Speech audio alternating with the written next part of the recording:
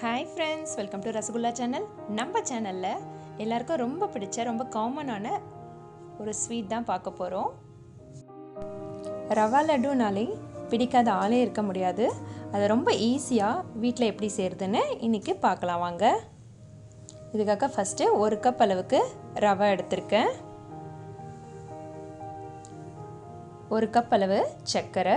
எந்த கப்ல நம்ம ரவை எடுக்கிறோமோ அதே கப் அளவுக்கு சுகர் எடுத்தா போதும்.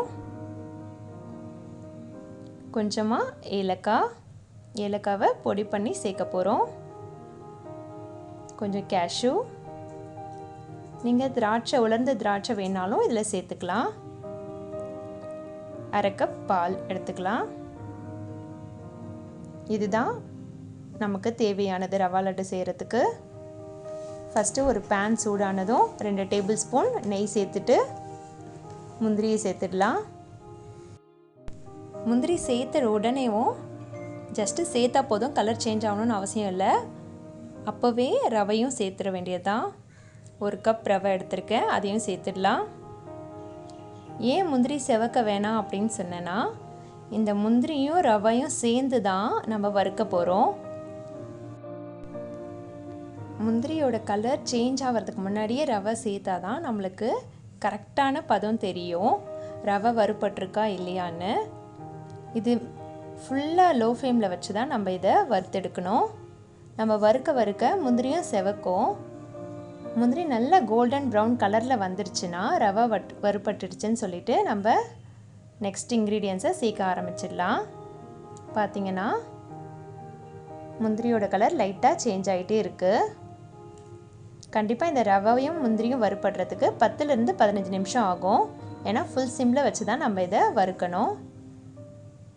ஏலக்காய் தூள் சேர்த்துடலாம். நல்லா கலர் லைட்டாக மாறிடுச்சு. கேஷ்யூவோட கலரு கோல்டன் ப்ரௌன் ஆயிடுச்சு. இந்த டைமில் 1 கப் அளவுக்கு சுகர் சேர்த்துக்கிறேன். சுகர் சேர்த்ததும் நல்லா மிக்ஸ் பண்ணி விட்டுடலாம். ரொம்ப நேரம் ஆக வேணாம், 1 நிமிஷம் போல் கலந்து விட்டால் போதும். இதோட ஸ்விட்ச் ஆஃப் பண்ணிடலாம் ஸ்டவ்வை.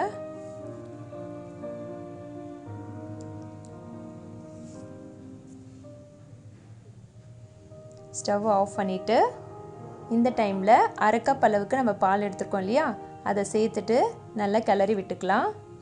இந்த பாத்திரத்தோட சூடே போதும், ஸ்டவ் ஆன் பண்ண வேணாம். நீங்கள் ஸ்டவ் ஆன் பண்ணி வச்சு நீங்கள் கிளறினீங்கன்னா சர்க்கரை ரொம்ப மெல்ட் ஆகிடும், ரொம்ப உருக ஆரம்பிச்சிடும்.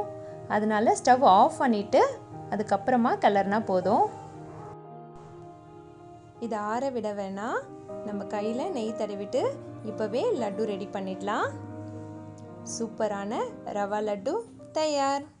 ரொம்ப கம்மியான டைமில் ஈஸியாக வீட்டிலேயே ரவா லட்டு செஞ்சிடலாம். உங்களுக்கு இந்த வீடியோ பிடிச்சிருந்துச்சுன்னா லைக் பண்ணுங்கள், உங்கள் ஃப்ரெண்ட்ஸ் அண்ட் ரிலேட்டிவ்ஸ்க்கு ஷேர் பண்ணுங்கள். அனைவருக்கும் இனிய கிருஷ்ண ஜெயந்தி நல்வாழ்த்துக்கள். Thank you friends.